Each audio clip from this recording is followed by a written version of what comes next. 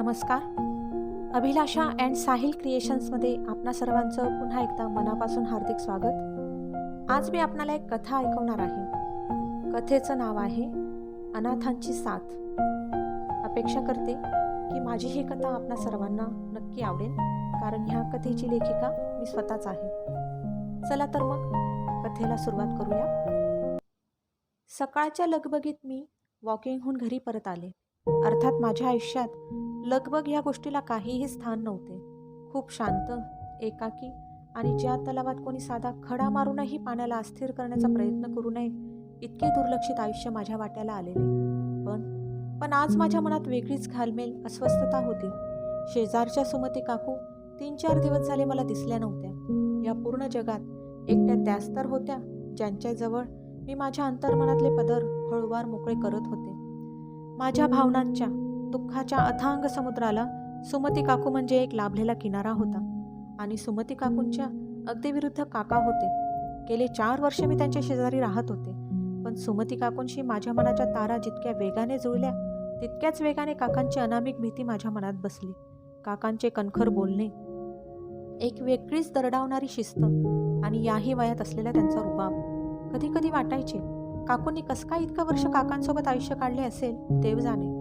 डोक्यावर पूर्णपणे चांदी पसरावी तसे पांढरे शुभ्र केस, केसांमध्ये उठून दिसणारे भले मोठे कान, त्या कानांमध्ये तितकाच दणकट भासणारा जाडजूड फ्रेमचा चष्मा, चष्म्याच्या काचीतून डोकावणारे सतत रागाने व्यापलेले मोठे डोळे, कपाळावर सतत प्रत्येक गोष्टीचा कंटाळा दर्शवणारी आडवी रेष उमटलेली, पांढऱ्या पण अजूनही तितक्याच पिळदार मिशा आणि साधारण गौर रंगाचे उंच पुरे भारदस्त काका पाहिले की मी एखाद्या लहान मुलीसारखी सैरवैर होऊन काकूंचे कुंपण ओलांडून अलगद माझ्या कुंपणात उडी मारून जात असे. काकांच्या दृष्टीसही सहसा मी पडत नसे. काकूंचा माझ्याबद्दलचा असलेला लळा लपला नव्हता आणि माझा त्यांच्या घरात असलेला वावरही त्यांना माहीत नव्हता असेही नाही. पण माझी भीती ओळखून म्हणा की त्यांनाही माझ्यापासून अंतर मेंटेन ठेवायचे होते म्हणा. काकाही कधी माझ्यासमोर जास्त येत नसत. कधी कधी काका घरात असले तरी काकूंचे आणि खास करून माझ्यासमोर येत नसत. कदाचित त्यांच्याही संसार वेलीवर फूल उमलले नव्हते. पण माझ्या असण्याने, हसण्या खिदळण्याने काकांना घरात हव्या असणाऱ्या सुखाची तृप्ती मिळत असावी. त्यांना हव्याशा वाटणाऱ्या लेकीचा आनंद अनुभवत ते शांतपणे दुसऱ्या खोलीत बसून राहत असत. ते समोर आले तर मी तेथून निघून जाईन या भीतीने कदाचित तेही माझ्यासमोर जास्त येत नसत. आणि या उलट काकू होत्या अगदी मायेने ओतप्रोत वाहणारा झरात जणू. गोऱ्या पान रंगावर पांढऱ्या शुभ्र केसांचा आंबाडा, त्यावर न चुकता नाजूकसा बागेतीलच मोगऱ्याचा फुलांचा गजरा माळलेला, नाजूकशा कानांमध्ये अगदी जुन्या पद्धतीचे डौलदार सोन्याचे झुबे, पांढऱ्या शुभ्र कपाळावर सूर्याचे तेज पसरावे तशी लाल रंगाची मोठी टिकली, इंद्रधनुष्यासारख्या कमानदार भुवया, मधाळ रंगाचे वात्सल्यपूर्ण डोळे आणि हलक्याशा गुलाबी ओठांवर कायम पसरलेले स्मितहास. निसर्गाने सडळ हाताने रेखीव काम केलेली काकूंची सुबक मूर्ती पाहिली की एखाद्या साध्वीचे दर्शन झाल्यासारखे वाटायचे. पण इतक्या सात्विक स्त्रीच्या पोटी एकही चिमण पाखरू द्यायची इच्छा देवाला का झाली नसावी असा कोणालाही प्रश्न पडेल. काकूंना माझ्याकडून भरभरून लेकीची माया हवी होती आणि मला आईची. आमच्या या अनामिक नात्यात दोघींना एक वेगळीच तृप्ती होती. आमचं नातं इतकं घट्ट गुंफलं गेलं होतं की आता आम्हाला दोघींनाही एकमेकींना पाहिल्याशिवाय, भेटल्याशिवाय, बोलल्याशिवाय दिवस पूर्ण झाल्यासारखा वाटत नव्हतं. काकूंच्या प्रेमळ छायेत सुखावणारी मी, माझ्या आयुष्यातला एकाकीपणा, दुःख, वेदना सारं काही मागे सोडून वसंतातल्या पालवीसारखी बहरणारी मी. अरेच्या, काकूंबद्दल सांगता मी स्वतःबद्दल सांगायचीच विसरले. मी अरुंधती, मुळात अबोल, सहनशील, आपल्यामुळे कोणाला त्रास नको या भीतीने सगळ्यांपासून 4 हात लांब राहणारी मी. बालपणातलं सुख, आनंद, आईवडिलांचा लळा काय असतो हे दूरदूरून माहीत नसणारी मी.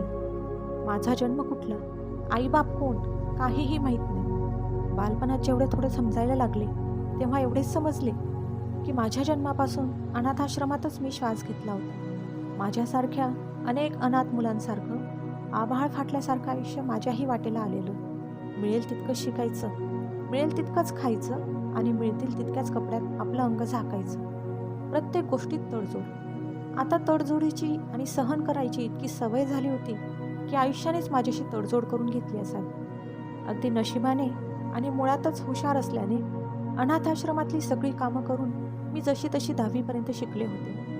निसर्गदत्त सौंदर्य असलेलं माझ्याही वाट्याला आलेलं होतं. त्यामुळे तारुण्याच्या उंबरठ्यावर पाय ठेवताच माझ्या ठसठशीत सौंदर्याला अनेक कामांध श्वापदांपासून वाचवत मी एकटीच माझी स्वतःची रखवालदार बनत आयुष्य जगत होते. सर्व काही हिरावून घेणाऱ्या त्या देवाला माझ्या नशिबाची थोडी तरी कीव आली असावी, म्हणून की काय एका श्रीमंत मुलाचं स्थळ माझ्यासाठी सांगून आलं. अनाथाश्रमातली एक जबाबदारी कमी होते. या आनंदात फार काही तपास न करता माझे लग्न आमच्या संस्थापिकेने जमवले. मुलाबद्दल फक्त एवढेच माहिती होते की मुलगा पण दुसऱ्या एका अनाथाश्रमातला आहे. हुशार असल्याने स्कॉलरशिप वगैरे मिळवून उच्च शिक्षण घेतलेलं आहे. ना मुलाने मला पाहिले ना मी मुलाला.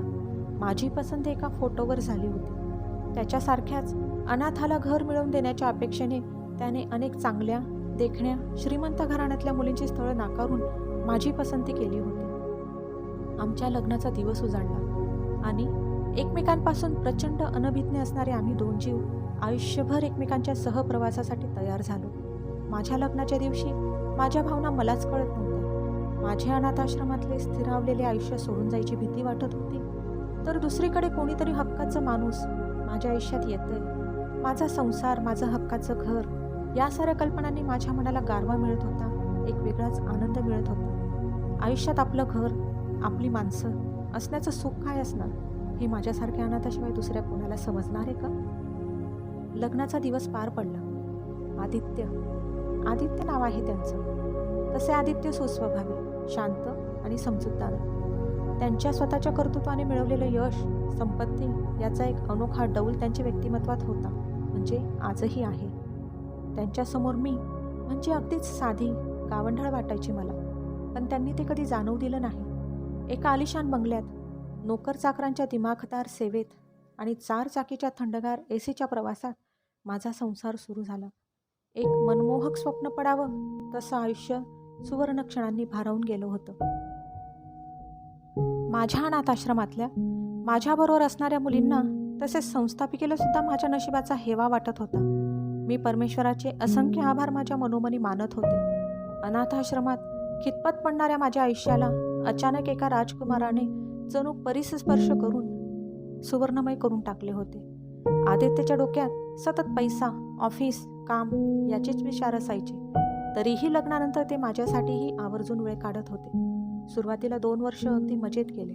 आपलं माणूस, आपल्या माणसाचं प्रेम, सारं काही माझ्यासाठी अनमोल होतं. या स्वप्नातून आयुष्य कधी बाहेर येऊच नाही असं वाटत राहायचं.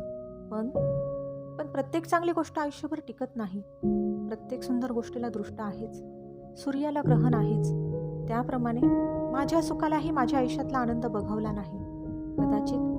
कदाचित माझ्या तहानलेल्या आयुष्यात एवढंच मृगजळ लिहिलेलं होतं. लग्नाला 2 वर्ष झाले तरी घरात पाळणा का हलत नाही या विचारांनी आदित्य आणि मी अस्वस्थ राहायला लागलो. दोघेही एकमेकांसमोर व्यक्त होत नसलो तरी आमच्या वागण्यातून ते जाणवायला लागले. एखादे लहान मूल दिसले तर त्याच्यावर खेळणाऱ्या आमच्या नजरा, मुलाबाळांसहित परिपूर्ण कुटुंब पाहिले तर एकमेकांच्या नजरा चुकवत त्यांच्याकडे चोरून बघणे, यासारख्या अनेक गोष्टीतून आम्ही न बोलताही व्यक्त होत होतो.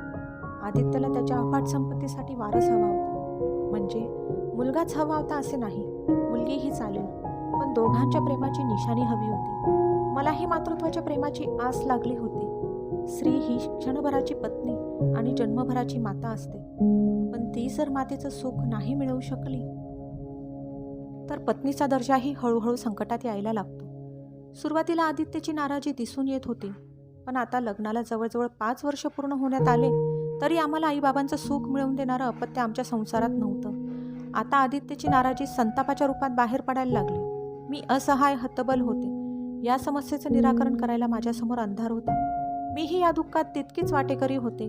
तरीही आता आदित्य सगळा राग माझ्यावर काढत होते. बरं, वैद्यकीय मदत घ्यावी, टेक्नॉलॉजी खूप पुढे गेली आहे असे मत मी मांडले तर आदित्य त्यासाठी तयार नव्हते. त्यांचे समाजात असलेले स्टेटस, रुतबा याला त्यामुळे कलंक लागेल असे त्यांचे मत होते. कदाचित दोष त्यांच्यात निघाला तर समाजात होणाऱ्या बदनामीला ते घाबरत असावेत. निसर्गाने काही नियम खूप वाईट लावले आहेत ना. मातृत्वाची कूस फुलवण्याचं श्रेष्ठ काम स्त्री जरी करत असली तरी आमच्यासारख्या जोडप्यांमध्ये दोष पुरुषात असला तरी गालबोट स्त्रीला लावलं जातं, कारण ती जबाबदारी फक्त स्त्रीचीच आहे आणि अपत्य झाले नाही म्हणजे श्रीमतीच दोष आहे, असा अलिखित नियम समाजाने रूढ केला आहे. आदित्य आता थोड्या थोड्या कारणाने माझ्यावर चिडायला लागले. त्यांचे सारे दुःख रागाच्या भरात माझ्यावर काढायला लागले. प्रसंगी मारहाणीलाही मिनिमूटपणे सामोरे जायला लागले. कारण आदित्यशिवाय माझ्या या जगात दुसरे होते तरी कोण, ज्यांना मी माझं म्हणेल. माझ्यावर शारीरिक मानसिक अत्याचार करताना आदित्य हे विसरत होते की मी त्यांची सहप्रवासी होते. मलाही तेच अफाट दुःख होते जे त्यांना होते, पण त्यांच्या लेखी मी पूर्णपणे जबाबदार होते. मार्ग काय काढावा मला सुचत नव्हते. पण आदित्यने मार्ग काढला. मला दुसऱ्या एका शहरात 2 तुमच्या छोट्याशा घरात शिफ्ट करण्यात आले. मला काहीही समजत नव्हते माझ्यासोबत काय घडते. पण आदित्यने मला एवढेच सांगितले की तू आता कायमस्वरूपी कामानिमित्ताने दुबईला राहायला जाणार आहे आणि पत्नी म्हणून त्याच्या आयुष्यात माझी काहीही गरज नसल्याने त्याने मला येथे शिफ्ट केले आहे. एका पवित्र बंधनात अडकल्यानंतर आपल्या जोडीदाराला इतके सहजपणे आयुष्यातून वगळणे इतके सोपे असते का? आदित्य आणि माझ्यात जी भावनिक गुंतागुंत होती ती फक्त माझ्या बाजूनेच होती का? नाहीतरी पुरुष त्यांच्या मनाला येईल तसे वागून कायम नामे निराळे होत असतात. स्त्री मात्र त्यांच्या केलेल्या प्रत्येक अत्याचारातून जास्त असहाय्य होत जाते. मला मान्य होते आदित्यसाठी अपत्य सुख खूप महत्त्वाचे होते, पण खरंच दोष माझ्यातच होता का? माझ्यावर ही जबरी शिक्षा लादली गेली होती आणि ती सहन करण्याशिवाय माझ्याकडे दुसरा पर्यायही नव्हता. सुरुवातीला 1-2 महिन्यातून आदित्य 2-3 दिवस भेटायला यायचे, पण त्यानंतर तेही बंद झाले. जवळपास 4 वर्ष होत आले मी या घरात एकाकी राहत असते. लग्न झालेले होते पण पती नाही, संसार नाही, मुले बाळे नाही, अनाथ होते, अनाथच राहिले. आजूबाजूला भरल्या संसारातल्या बायका माझ्याकडे संशयाने बघायच्या. माझ्या सौंदर्याची जणू त्यांना भीती वाटायची. एकटी राहणारी सुंदर स्त्री म्हणजे त्यांच्या संसारात नको ते संकट आणू शकणारी आफत, म्हणून त्या माझ्यापासून दूरच राहायच्या. माझ्याशी कोणी साधी बोलतही नसे.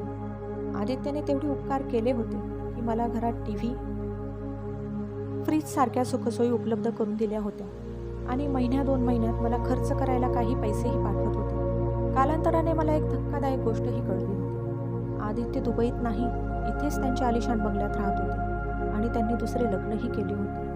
माझे तोंड बंद ठेवण्यासाठी आणि समाजात असलेली त्यांची सोकॉल्ड इज्जत झाकण्यासाठी ते त्यांच्या लाखोंच्या कमाईतून 20-25 हजार रुपये मला न चुकता उपकार म्हणून देत होते. पण दुसरी धक्कादायक बातमी म्हणजे याही लग्नात मुलाबाळांनी त्यांचा संसार बहरला नव्हता. म्हणजे दोष आदित्यमध्येच होता. त्यांनी एक अगदीच तान्हुले बाळ दत्तक घेतल्याचेही मला समजले होते. पण इतके सगळे समजूनही मी त्यांना जाब विचारण्यासाठी कधी गेले नाही. माझ्या न केलेल्या गुन्ह्याची त्यांनी मला आयुष्याला पुरेल एवढी शिक्षा दिली होती. जाब विचारायला गेले तरी माझ्या पाठीशी उभे राहणारे कोण होते? आदित्यसोबत लढणे माझ्यासाठी शारीरिकदृष्ट्याही शक्य नव्हते आणि आर्थिकदृष्ट्याही. त्यांनी दिलेल्या पैशात निमूटपणे एकाकी आयुष्य काढणे हा एकच पर्याय माझ्यासमोर होता.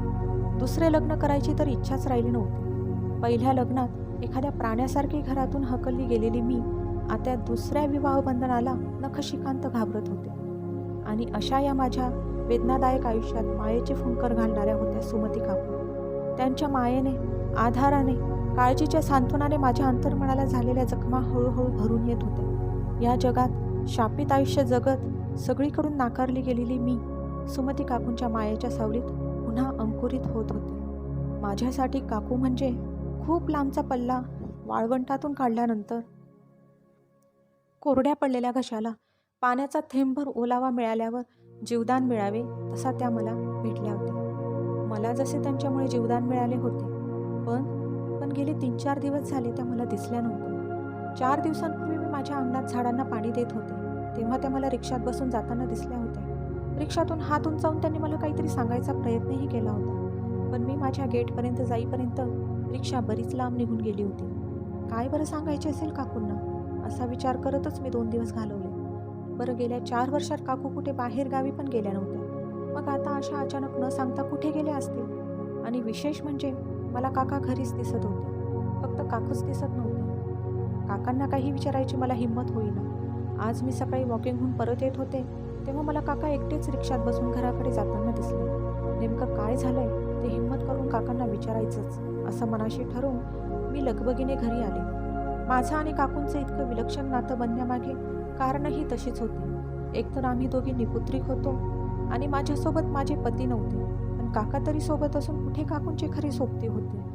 काकांच्या सहवासात काकूही एकाकीच होत्या आणि कदाचित माझ्यासारखंच आजूबाजूच्या बायकांनी काकूंनाही वाळीत टाकलं असावं, कारण त्यांचे भरले नंदनवन होते. मी आल्यापासून काकूंनाही एकाकी आयुष्यात बेरंग झालेल्या जगण्यात रंग भरल्यासारखे वाटत असावे कदाचित. समदुःखी माणसांची मने जुळायला वेळ लागत नाही. मी घरी आले. ग्लासभर पाणी घटाघटा पिऊन थोडे शांत झाले. गेल्या 4 वर्षात मी प्रथमच काकांना सामोरे जाणार होते. काकांसमोर कशी जाऊ, काय बोलू, कसे विचारू, असंख्य विचार डोक्यात येत होते. पण तरीही हिंमत केली आणि घाबऱ्या हातांनी काकांच्या कुंपणाचे गेट अलगद उघडले. काका समोरच ओट्यावरच्या पायऱ्यांवर हतबल होऊन बसलेले दिसले. केस विस्कटलेले, शरीर थकलेले, डोळ्यात प्रचंड थकवा.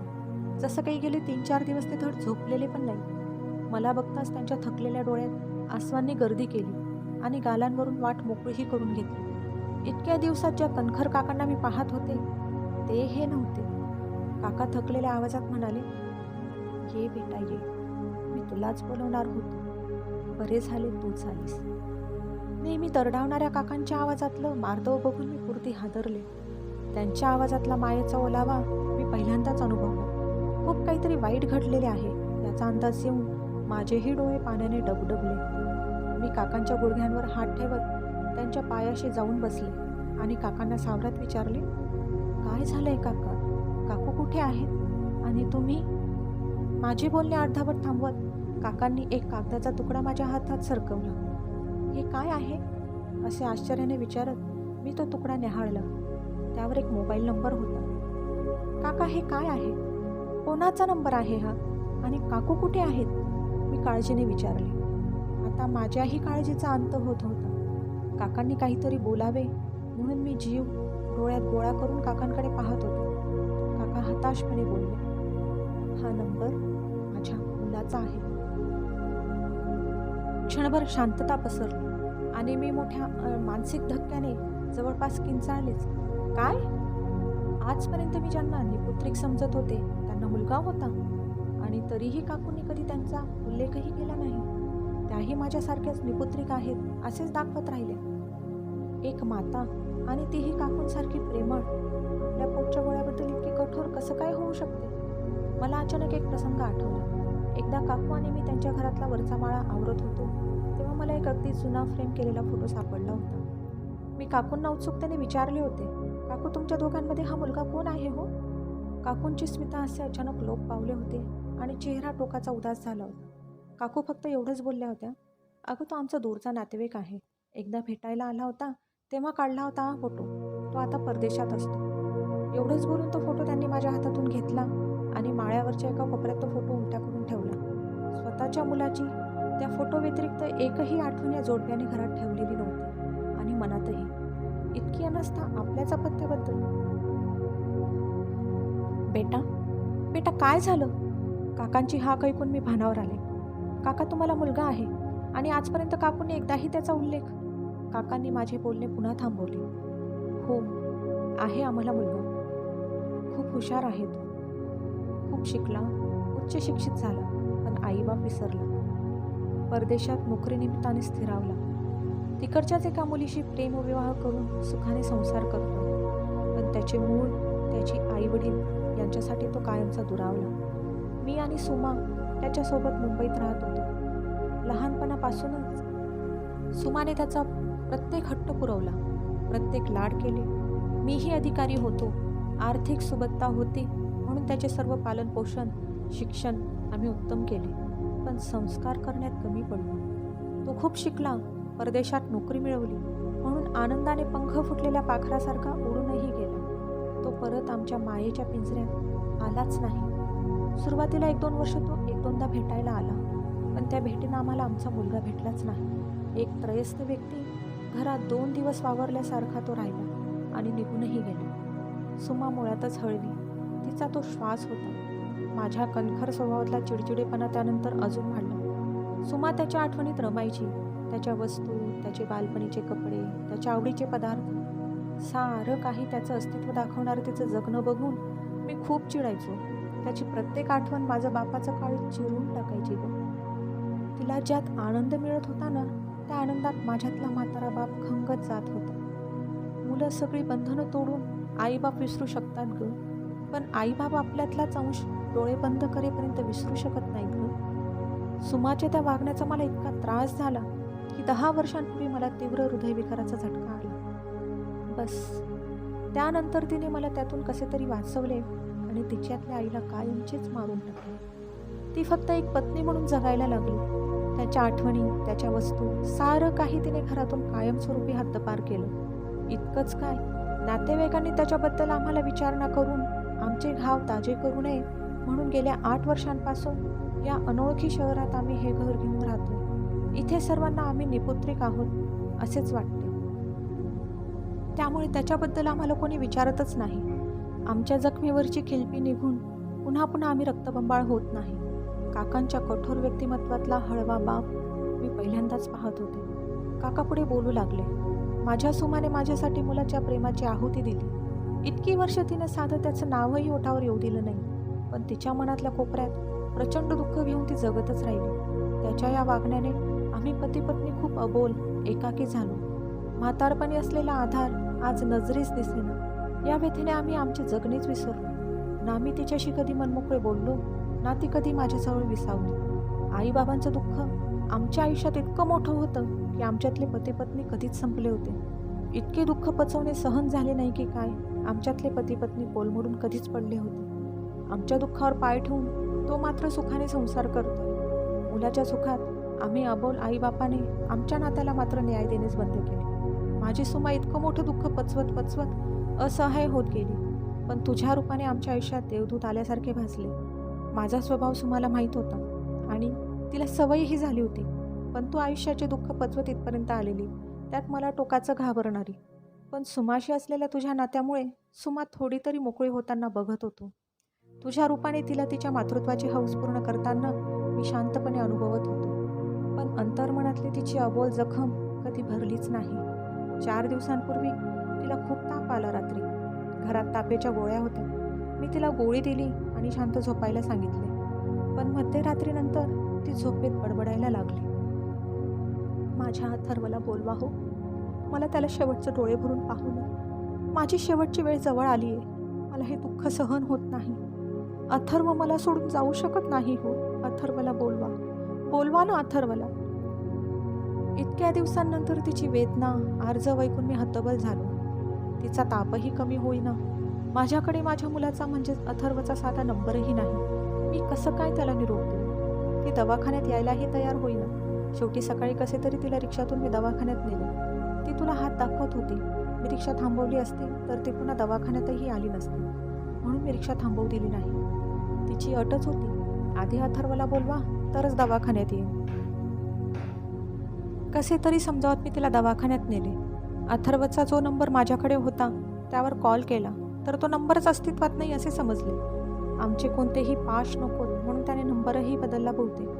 तिच्यासमोर त्या अस्तित्वात नसलेल्या नंबरवर अस्तित्वात नसलेल्या अथर्वशी खोटं खोटं बोललो आणि त्याला निरोप दिलाय, तो येतोय असे खोटे बोलून तिला दवाखान्यात घेऊन गेलो. तो मीटिंगमध्ये होता, त्याचा असिस्टंट बोलत होता असेही खोटे बोललो. तिने 3 दिवस झाले तिचा ताप उतरत नाही. ती काही खात नाही. सारखी अथर्वच्या वाटेकडे निष्प्राण डोळे लावून बसली. डॉक्टर हतबल आहेत. मुलाच्या भेटीला आतुरलेले तिचे शरीर आणि मन ट्रीटमेंटला प्रतिसाद देत नाही. मी 3 दिवस सायबर कॅफेमध्ये हिंडून कसा तरी अथर्वचा नंबर मिळवला. त्याचे इंटरनेटवर फोटोही पाहिले. खूप रुबाबदार दिसतो तो. एक नामवंत व्यक्तिमत्व म्हणून त्याने परदेशात ख्याती कमवली आहे. त्याचा नंबर मिळताच मी आधाशासारखा त्याच्या नंबरवर कॉल केला ग. फोन रिसीव्ह झाला, पण तिकडून फक्त कोण बाबा एवढेच ऐकू आले आणि फोन कट झाला. त्यानंतर त्याला वेड्यासारखे फोन लावतोय, पण फोन लागत नाही आहे ग. त्याचे आईबाबा त्याच्याशिवाय पोरके झालेत हे का समजत नाही आहे ग त्याला. मी खूप मोठ्या विवंचनेत अडकलो. सुमतीसाठी मला अथर्वला बोलावणे खूपच गरजेचे आहे ग, असे बोलून काका ओक्साबोक्शी रडू लागले. माझी ही अवस्था काही वेगळी नव्हती. उतार वयात आपल्याच आईवडिलांना असं पोरकं करून काय मिळवलं होतं अथर्वने, आणि जरी मिळवलं तरी त्याला अर्थ काय होता.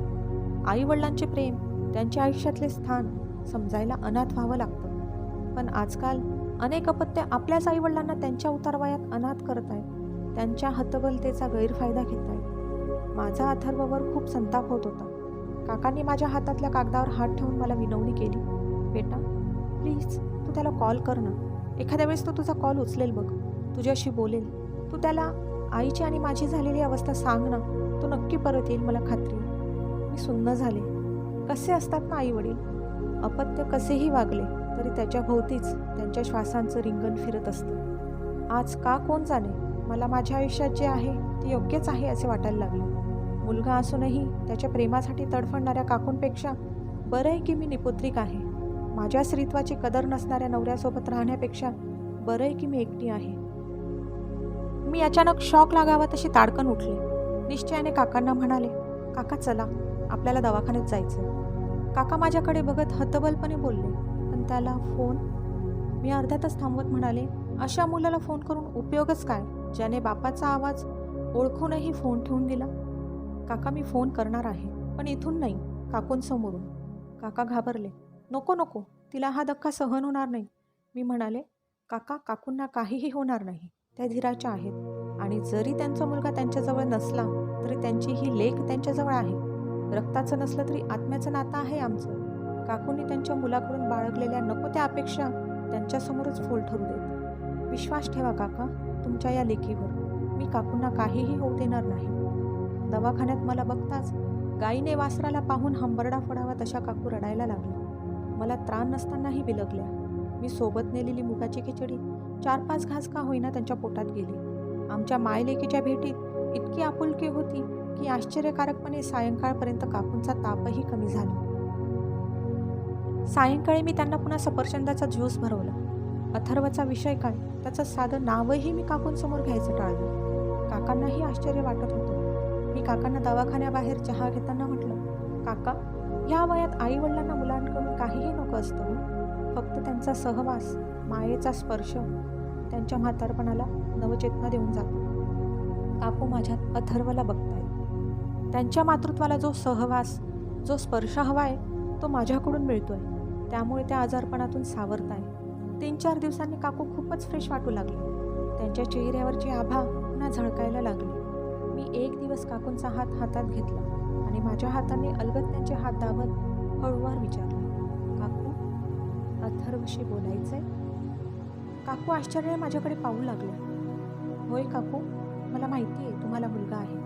असा मुलगा ज्याने अपरिमित दुःख दिले त्याच्या आईबाबांना. काकू दवाखान्यात असताना अथर्वसाठी काकांनी केलेली अपार धावपळ आणि तरीही त्यांच्या पदरी आलेली निराशा हे सर्व मी काकूंना सांगितलं.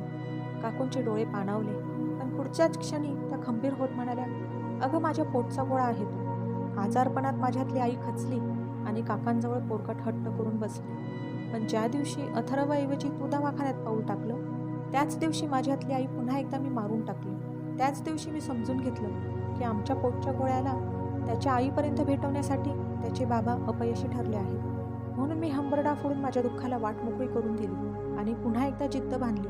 ज्या मुलाने मृत्यूच्या दारात असणाऱ्या आपल्या आईकडे पाठ फिरवली त्याच्यासाठी मी खचून आयुष्य संपवून माझ्या पतीला ह्या वयात पोरकं का म्हणून करू. आणि जरी अथर्व नसला तरी माझी लेक आहे ना माझ्या मातृत्वाचा आदर करायला, असं म्हणून काकूंनी मला घट्ट मिठी मारली. आमचे मायलेकींचे हे जगावेगळे प्रेम काका दारात उभे राहून शास्त्रू नयनांनी न्याहाळत होते. 2-3 दिवसांनी काकूंना दवाखान्यातून डिस्चार्ज मिळाला. ठणठणीत बऱ्या झालेल्या माझ्या काकू पुन्हा एकदा घरी परतले.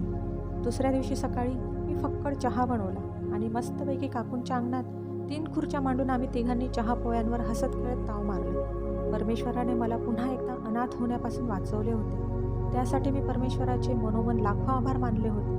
आणि आता तर काकांच्या रूपात मला बाबांचेही प्रेम मिळायला लागले होते. एकीकडे माझ्या नवऱ्याने मला पोरके केले होते, दुसरीकडे काका काकूंना त्यांच्या मुलाने.